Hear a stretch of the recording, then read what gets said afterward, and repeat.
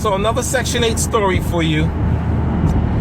So this morning, it's New Year's Eve. I get a text from my Section 8 tenant. I have no heat, but all caps. Now, mind you, her rent is due tomorrow. You know, it's funny how these things happen right before it's time for her to pay her rent. So she's telling me she has no heat in the apartment. She checked her whatever thermostat. It's colder in her apartment than it is outside. That her apartment was like 10 below, which I know is BS. But anyway, so I'm scrambling to get someone over to her. Every place I'm called is closed. It's New Year's Eve. So I let her know, listen, I'm trying to get someone over to you. And then she tells me, well, I put it all over Facebook. And some of my friends saw and they want to come over and help. So if they can fix it, I'm going to hand you the invoice, right? So mind you, right? So I answer her immediately, no way. If they do come over, they're going to call me and give me a quote first before they fix anything. Not even 10 minutes later, she texts me, my friend left. He fixed the problem. Thank you. Now everything is working. I said, wait a minute. I said, you just text me. 15 minutes. I said, you just text me 15 minutes ago that you put it on Facebook. So within that 15 minutes, you had someone come over to your house and fix the problem and leave? She said, yes, he lives across the street. So as insensitive as I may sound sometimes, I said, okay, so just asking, tomorrow's the 1st, will you have your rent? She goes, that's a very insensitive thing for you to say. I can't believe you'd ask me that. No, I won't have the rent. I won't have it until the 19th. Bingo. So I know what's going on right away. This is, to me, this is a game she plays every time she knows her rent is late. And I have another couple that I rent to. They text me to let me know we're going to be late with the rent. We apologize and we will pay that the late fee. Right? Hold on, I got a call. I'll pick up. Sorry, I had to get a call. So anyway, so this is something that she does at the first, every time it's time for her rent to be due. She comes up with an emergency.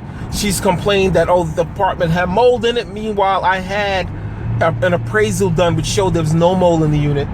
And now I just had Section 8 doing an inspection because they didn't want to pay her rent this month unless I fixed the leak in the basement. Now they did a thorough inspection of the doors, the closet, the heat, everything. The dampness of her room, everything. And they came up with 3 things I had to fix. The leak in the basement, which actually and she had a flood in her bathroom caused by another tenant, and her front door didn't close. I fixed those issues within a week.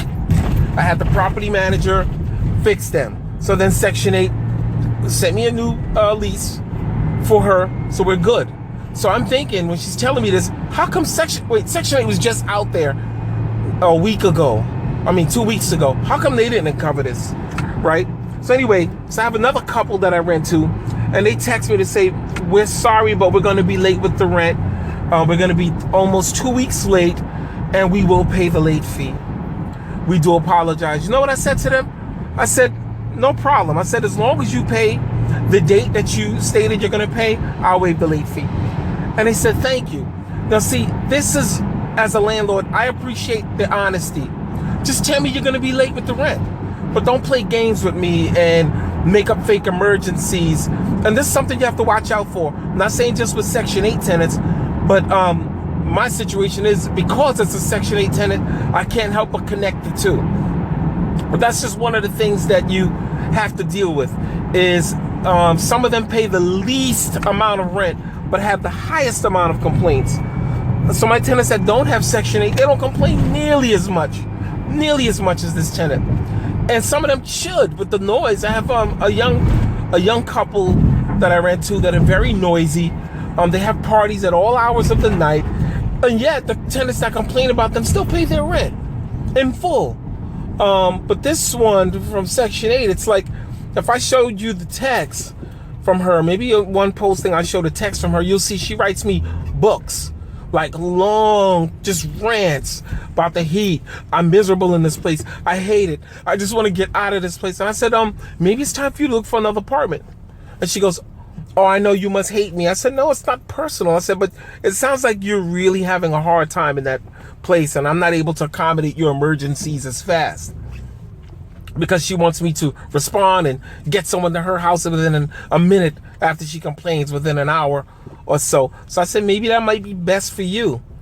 And she said, oh, well, if I had the money, I would move. I'm stuck here. So I'm thinking, okay, but then you're stuck here. Then we need to have a better relationship than this, what we have. That's what I'm thinking.